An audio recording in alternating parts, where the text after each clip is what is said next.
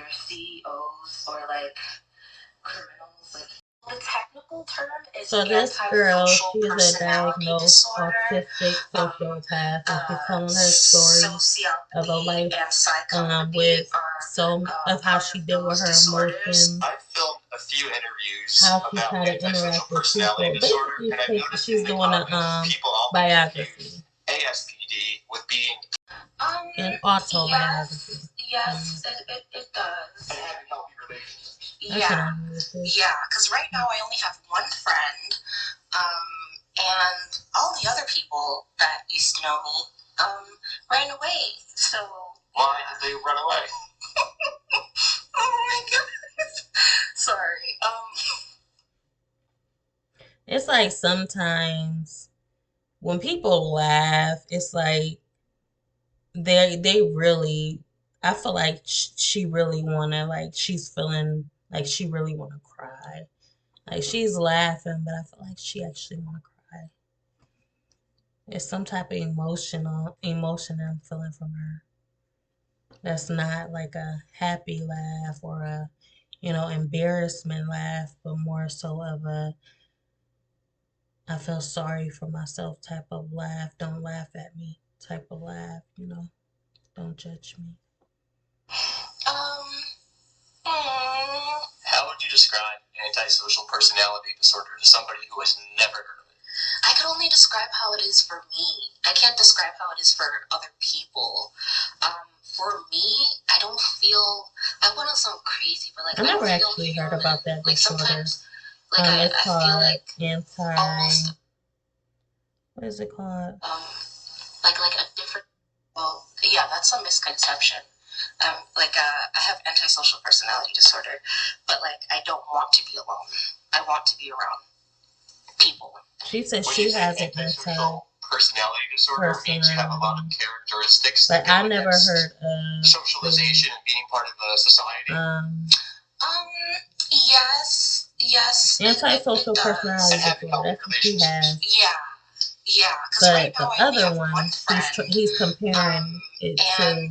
I never heard that. I never heard of that one. Ran away. The other disorder that they kind of get the two mixed up. So I don't know what the other disorder he's talking about.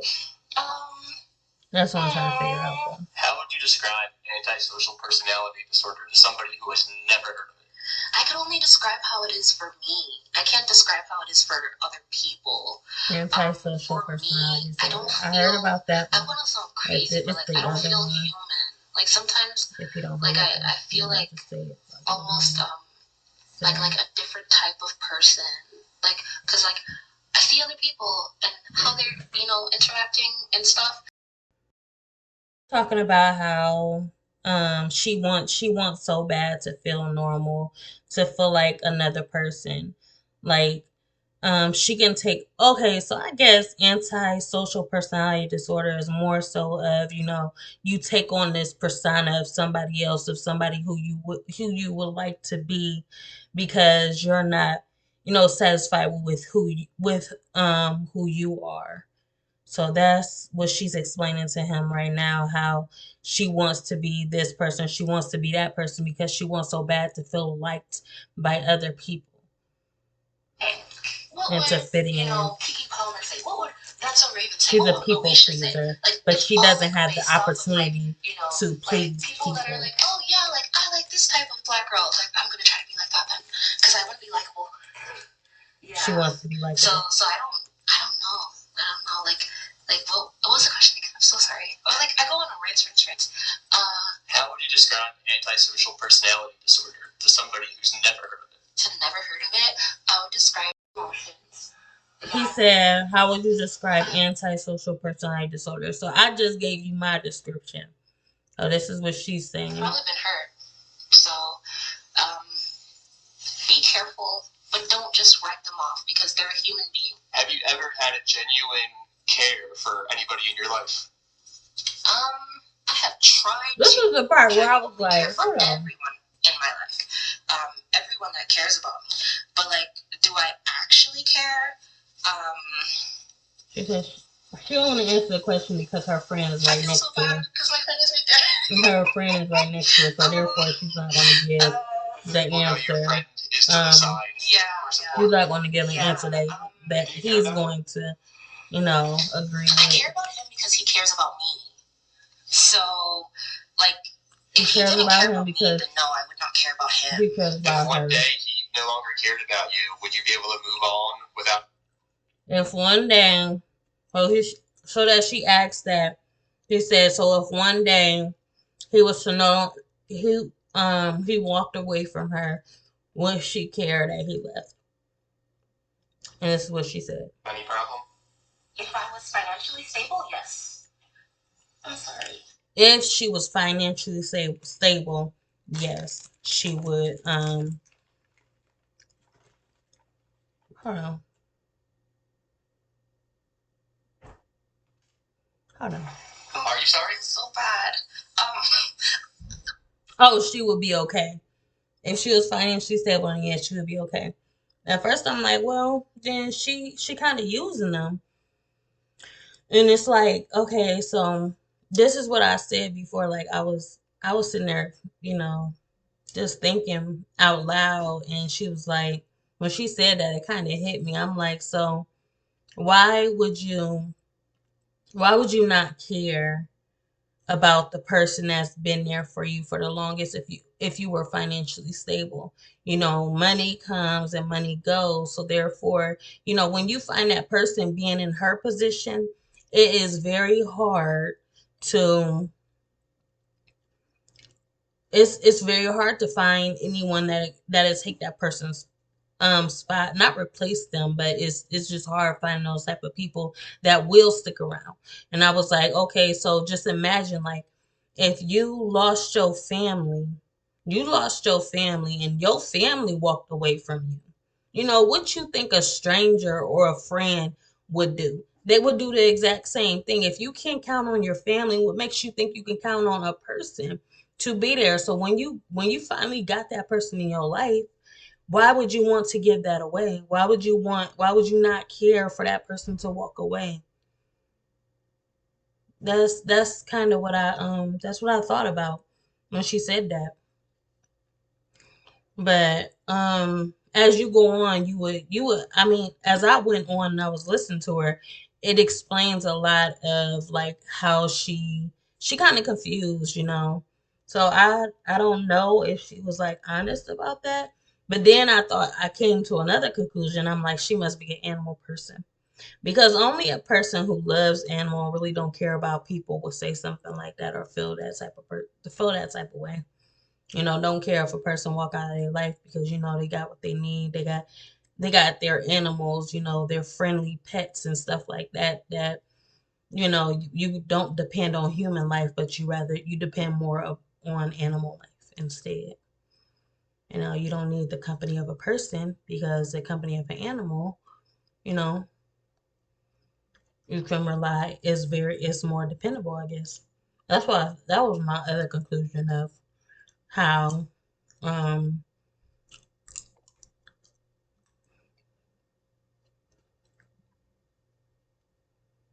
of trying to understand what she said. And I didn't get that part.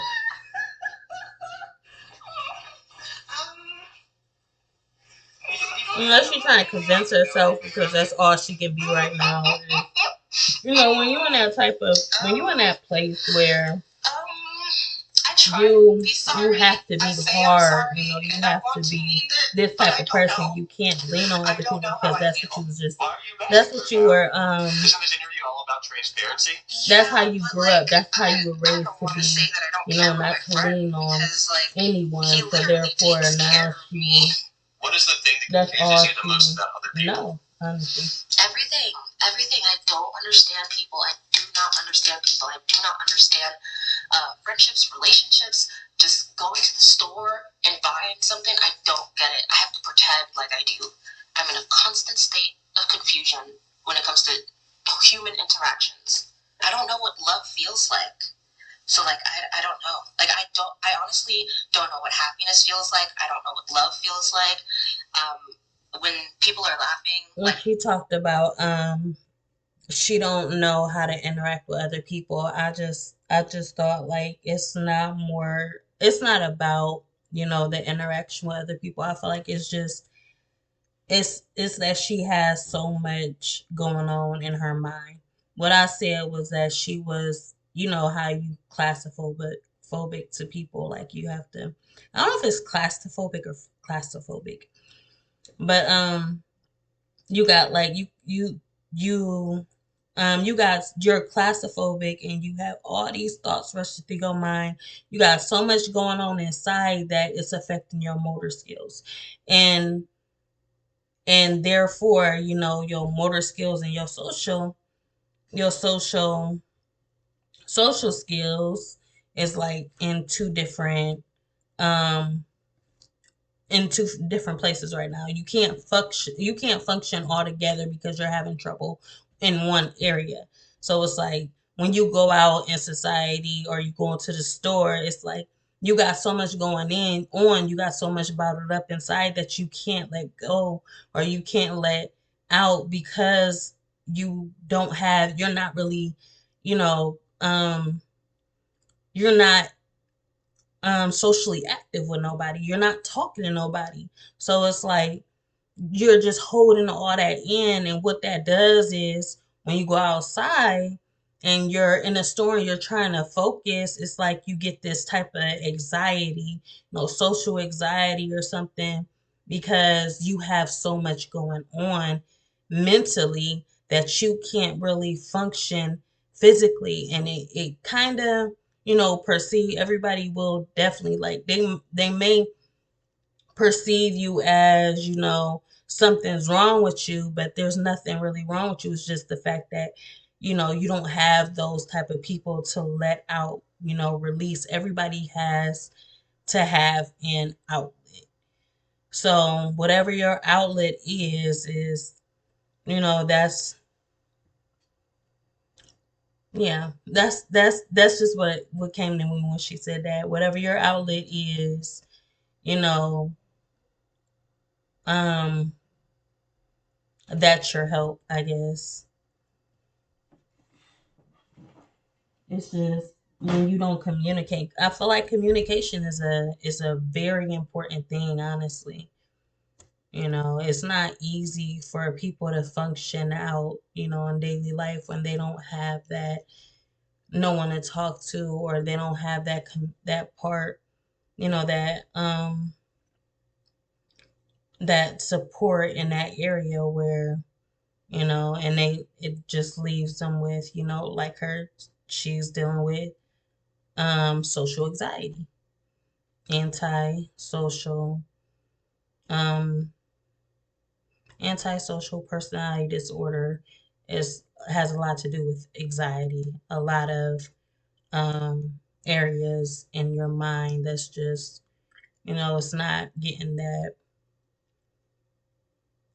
um attention it needs. So when your body and your mind is not functioning together, more of separately, because she's lacking in one area. So, like I said, when she said um, interacting with other people, it really has nothing to do with, interaction, because it's like you can interact with people. It's just that you have a lot, you need to let go. You have to deal with yourself first before you can, feel, as I would say, feel as light as they are. Because when you're heavy and you're walking into, you know, a place where, it's lightness, you're imbalancing. There's no balance in that situation. You're going to be the heavy loader. You know how you're going to teeter totter. You got all these people over here and they're very, very light. So when you walk into a situation and you're heavy, you're carrying a heavy load, it's going to, you're going to create some type of imbalance, and and people notices that, and therefore, you know, now you don't feel normal. Now you feel like something's wrong with you only because your life isn't as easy as theirs.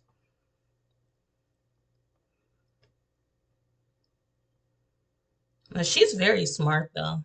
Like, let's recap. This is about an autistic sociopath story. She's very intelligent. She's very wise. She just has a lot going on. Like, I just laugh. So, like, I don't know what those feelings feel like. Yeah, like, I don't know. Like, some days I don't feel anything, and I pretend. I pretend because I don't want to make people feel uncomfortable. Because, like, even though I don't feel emotions like a normal person, like, there's, you know, people around me that are neurotypical, normal people, and they feel emotions. So, like, I mean, she's not receiving that that affection from her family. Yeah, so it's definitely neglect and everything have like in that area. Apathetic look on my face and a monotone voice, and and have those people like be around me. So I pretend. You can't. It's hard to give something you don't receive. Society isn't open to people that are neurodivergent. So, like, I have to pretend to be neurotypical to fit into society. I don't know who I am. I don't even know what my real voice sounds like. I don't even know, because I have, like, I used to have an accent when I was younger, because my family's from the Caribbean, right? So, like, I don't even know what my real accent is, what my real voice is, who I actually am. Like, I know what I won't tolerate. I know what my boundaries are, but, like, yeah, like, it breaks me because I have to, like, you know, be a different person, and for every situation, for every person I meet. Now that I'm diagnosed and, like, I know what is wrong with me, I've been, like, trying to. But that's her superpower. That's why I feel like everybody with some type of, you know, disability or disorder, or it's more of, like, when I was diagnosed with anxiety and post traumatic stress disorder because I had my kids. So I was diagnosed, but I look at it as a superpower. You know, so she said she was what did she say? What was her um oh, she's in hers was personality disorder. So she was like, she has to be this person for everybody, but she knows it's like, you know how a superhero puts on a disguise and you got to go out here. So it's like you put on this mask, you put on this mask, you know, you switch up your you switch up your style, but not a lot of people know how to do that. Not a lot of people know how to switch up their style like that. But the only disadvantage of her is because she don't know who she is. Just imagine if you know who you are, but you also know how to switch up your style and switch up your personality to fit everybody else's liking. You're taking on a lot, but at the same time, it's more of a positive, you know, it's more of a, you know, superpower because other people don't know how to do it, but you know how to do that. So I look at it as a positive.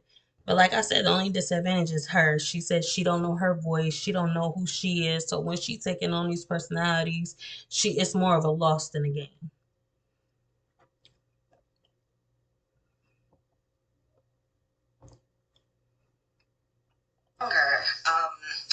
I was not like the best person because like I was being abused at home, at church, and in school, like physically abused. So like that anymore. Yeah, that's why I have like ways of protecting myself now because I don't feel safe. A lot of what she's saying, it falls into this category. I was just looking at emotions because I've had trauma after trauma. So like that does something to like she used to be manipulative and stuff like that. And earlier I was looking at this thing. There was this chart. This is chart I was looking at.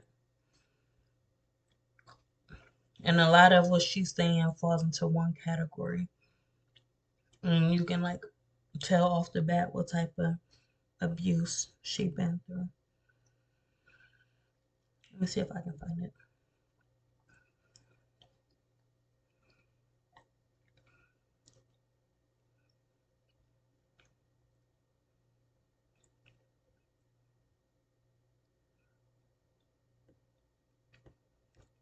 No, I can't find my chart. Let's see. There we go. Okay, so it falls into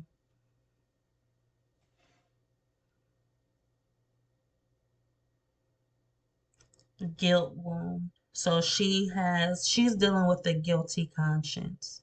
She feels sorry or bad. As we was noticing, she felt bad about a lot of things she was saying of hurting other people's feelings because, she feels like she has no emotions. Doesn't like to ask for things. That's probably her persona. Uses guilt to manipulate. She just said that is afraid to set boundaries, most likely. Normally attracts people who make them feel guilty. And that's how she felt the whole time. It seemed like she just feeling, guilty about everything that she's saying. So it's a guilt wound she's dealing with. That's what type of person. That's what um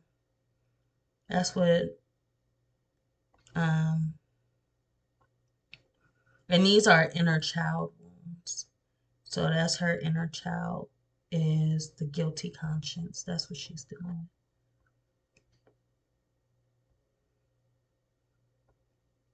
Your soul, your mind, your brain, your neural pathways. Like I don't know if I'll ever get better, but I hope I will. Do you believe this trauma is possible to be worked through? Everything you've experienced. Do you think so? I think I'm broken, but I don't know if I can ever be repaired because like I've met grown men and like I don't think I'm a scary person, but grown men have like ran away from me. Like Joseph has known this. Like I've scared grown men before. Can you share about what it is that scares them? Joseph, can you tell him? I think I don't feel comfortable telling him. Yeah. I think it's because how she acts is unpredictable. Before She we said grown men have ran away from her because how she acts is unpredictable. Joe, who is your friend, is right to the side there. That's You've what been she living thinks. with him. Yeah. He's also autistic. But They he's just not comfortable being I don't know how to deal He'll with be it. a big part of this interview because he said it's okay for his voice and for us to ask him questions. Yeah. So thank you for being part of the interview, Joe. Yep, no problem. Yeah. Joseph is also autistic. And we are friends because I'm not his type, and that's good though because like I prefer like it's like I think the only way a friendship between a man and a woman could work is if one of them thinks the other one is ugly. Like honestly speaking, right? So like I'm like great, because Joseph is. And when she wakes up, she feels angry. Joseph knows me, so like She's I just angry wake that up she and woke up. I wake up angry every single day, and I don't get sleep. I probably get She doesn't get sleep and she wakes up angry every day. don't know how I'm still alive. Like I And she gets any sleep. I used to deal with that too. It's called insomnia. I used to have insomnia. Um, I didn't wake up angry though, or I wasn't mad when I woke up. When I woke up, or I couldn't get no sleep, it's just that when I woke up, I felt good.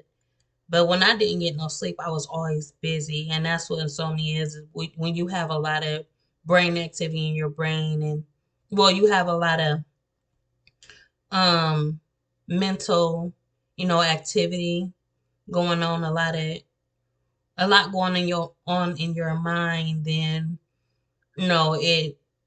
it prevents you from getting a lot of rest. It's like your mind is just going on and going on, and you do so much. That's how I was. I was doing so much, but I didn't really care for getting any sleep because everything that I was doing was just stimulating me. And I just kept getting stimulated and I just wanted to keep doing stuff. I wanted to keep learning. I wanted to keep, you know, I was very curious at the time too. So a lot of stuff had my mind. And whenever like I said, whenever I lost out on some rest or some sleep, I was good. I was I was in my own zone. That's how I was. I always had something to do, so it's like, I mean, I'm gonna get my rest eventually, but I really didn't pay no mind to it. I did have to take some pills for it though. Like, well, they gave me some. Well, they didn't give me no pills for it. They gave me some a prescription. It's over the counter. It's called melatonin. So they had me taking melatonin. Well, no, I didn't get it over the counter. Melatonin, it was prescribed to me. They did give me some melatonin for that sleep disorder. But I mean, it's like it all fell into the same category because I was also diagnosed with ADHD. So it's like the fact that I was ADHD, it's like the fact that I'm not getting no sleep, that kind of makes sense. I'm not getting no sleep. I'm ADHD. I'm hypertension, hyper, what it, um, I forget what it is. Hyperactive or attention disorder, deficit, hypertension disorder deficit. I mean, hypertension deficit disorder. Yeah. So extremely active.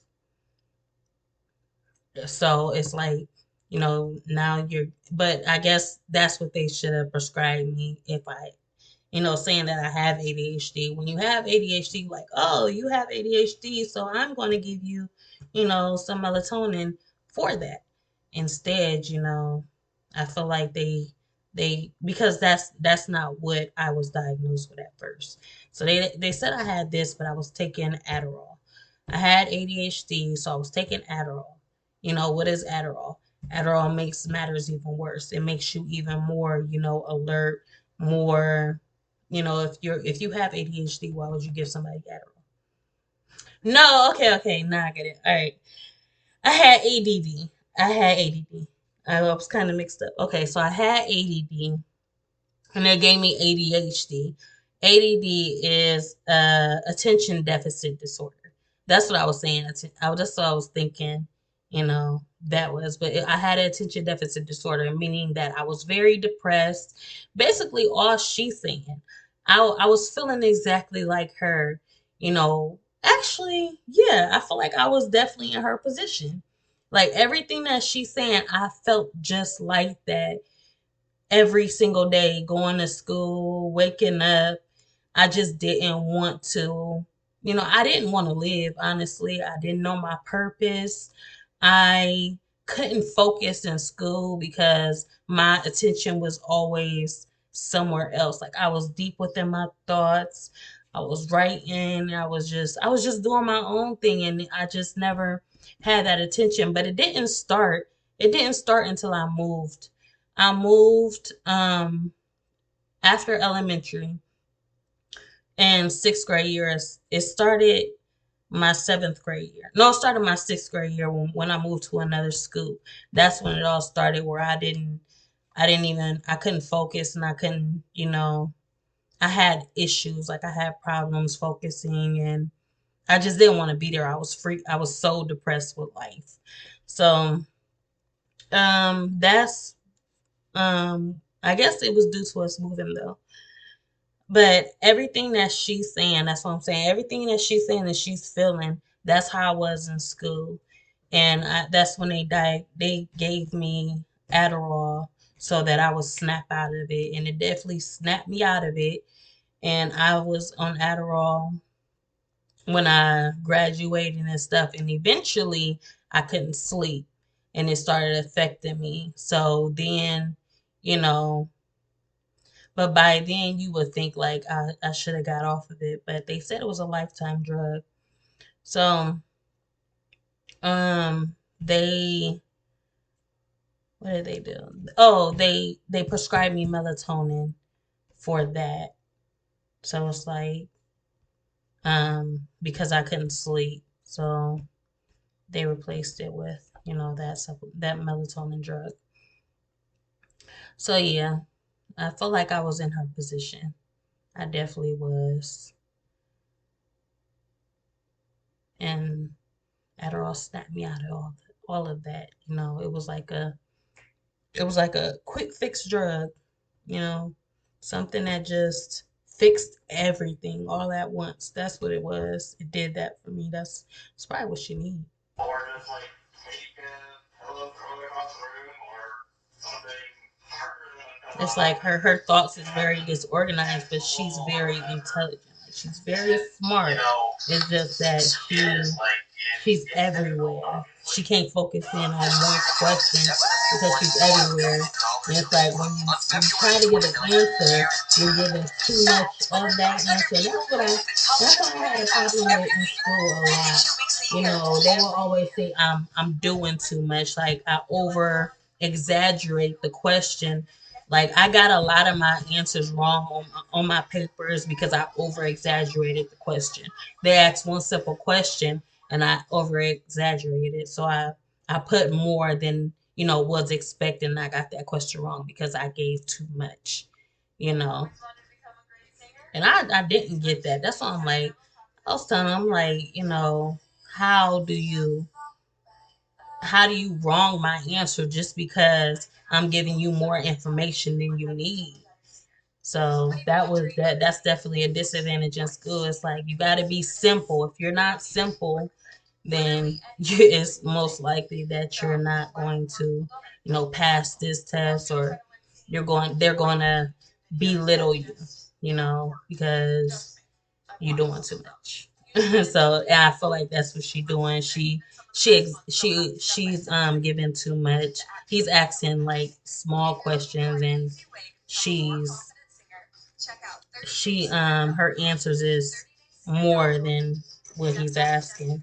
And then she goes back like, did I answer the question? Because she got lost in her thoughts. That's how I used to be. I ain't left her late. Do you still have a lot of anger? Yeah. Yeah, that's like the only. And I was that's another. Yes, I was very angry. Very angry. Do they come and go? But I was creative, so that's what kept me inspired. I was so interesting. Interested in so much things. It's not good. Like, obviously, if I don't want to feel them. When's the last time? Although I was angry and depressed and mad and sad, it's just like being alone. Just I don't know. You just gotta have a lot of time alone. I was antisocial. I was very antisocial, and I just didn't. I think it's people that make you feel that way, because when I was younger, like I said, before I became antisocial, I wasn't antisocial. I was always out. I was always involved with activities. Like I used to do majorettes. I used to do all of this different stuff. I used to do gymnastics, and like moving to a different side of town where now I'm not as active, on my motor skills, like all those activities, those extracurricular activities and stuff that I was doing. Now I'm moving and I'm not really doing none of that. It's definitely gonna have some type of impact on my behavior. So it's like, um, that's just how it was for me. I feel like the fact that I moved and people was treating me differently than, what I was used to, that was my reason. I don't know her reason, but that was my reason, was because I moved and people was treating me, less than, than where I was before. So it's like that. They definitely impacted me huge. They affected me, and I felt neglected. I felt neglected. And that's what it was. I felt neglected on that side of town. Everybody was so different, and they just seemed like they would neglect me. Maybe because it did have a lot to do with because I wasn't from there. When's the last time you genuinely felt anger? My hand is bothering me. My bad. I keep itching. Was that a genuine laugh?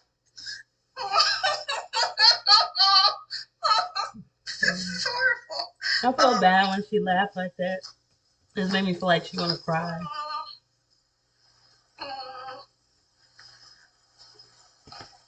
Probably like an hour ago.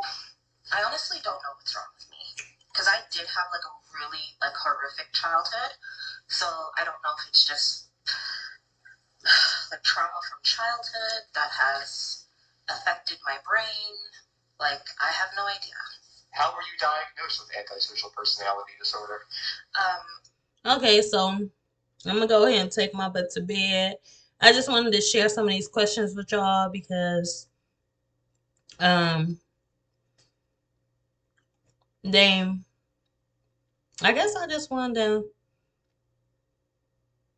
reflect. You know, I wanted to reflect on myself like she's reflecting. Especially when you relate to the content, it just makes you, you know, it's like a reflection. You're looking at your own reflection and you thinking like her on the other side of the screen. What happened, you know? And then you start seeing kind of clearly about everything after all is said and done. I can see clearly now the rain is something like that. All right. Good night.